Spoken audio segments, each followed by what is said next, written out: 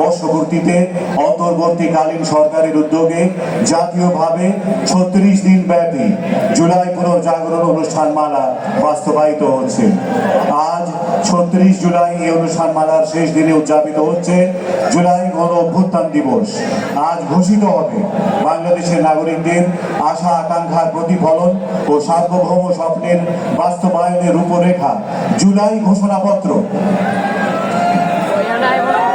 সম্মানিত সুধীবৃন্দ, জুলাই ঘোষণাপত্র পাঠ অনুষ্ঠান 2025-এর প্রধান অতিথি গণপ্রজাতন্ত্রী বাংলাদেশের অন্তর্বর্তীকালীন সরকারের মাননীয় প্রধান উপদেষ্টা প্রফেসর ডক্টর মোহাম্মদ ইউনূস আমাদের মাঝে এসে উপস্থিত হয়েছেন।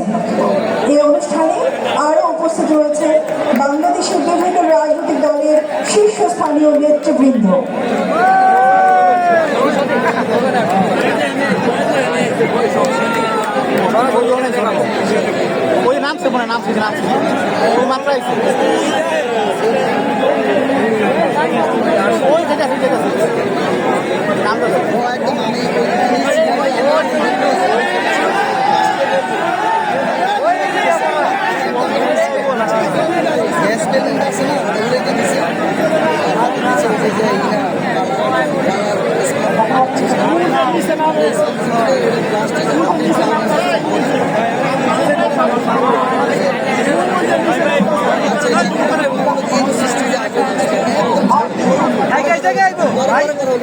সম্মানিত সুধীবৃন্দ, জুলাই ঘোষণাপত্র পাঠ অনুষ্ঠান 2025-এর প্রধান অতিথি গণপ্রজাতন্ত্রী বাংলাদেশের অন্তর্বর্তীকালীন সরকারের মাননীয় প্রধান উপদেষ্টা প্রফেসর ডক্টর মোহাম্মদ ইউনূস আমাদের মাঝে এসে উপস্থিত হয়েছেন।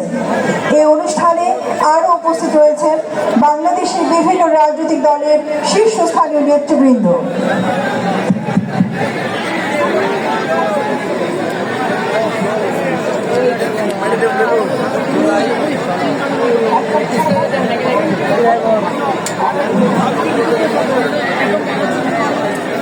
সম্মানিত সুধীবৃন্দ, গণপ্রজাতন্ত্রী বাংলাদেশ সরকারের মাননীয় প্রধান উপদেষ্টা বিভিন্ন রাজনৈতিক দলের শীর্ষস্থানীয় নেতৃবৃন্দকে সাথে নিয়ে ধীরে ধীরে মঞ্চের দিকে এগিয়ে আসছেন।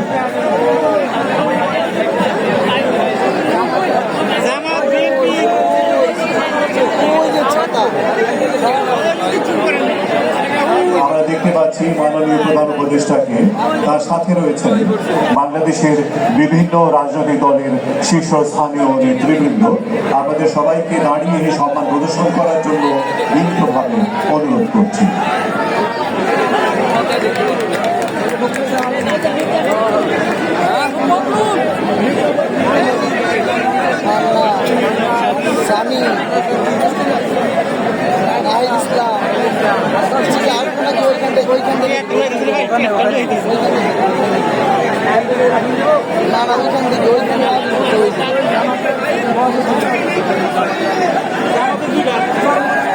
এখান থেকেই দিব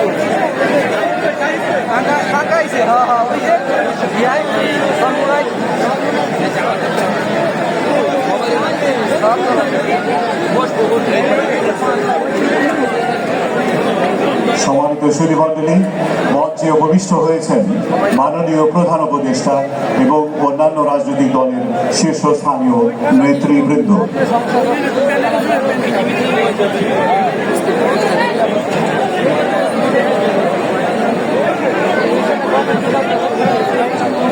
সম্মানিত সুধীজন, 24শে জুলাই ছাত্র জনতার গণ অভ্যুত্থানের মধ্য দিয়ে যে নতুন বাংলাদেশের সূচনা হয়েছে, সেই নতুন বাংলাদেশ আজ জুলাই ঘোষণাপত্র প্রকাশের মধ্য দিয়ে তার ইতিহাসের এক নতুন অধ্যায়ে প্রবেশ করবে।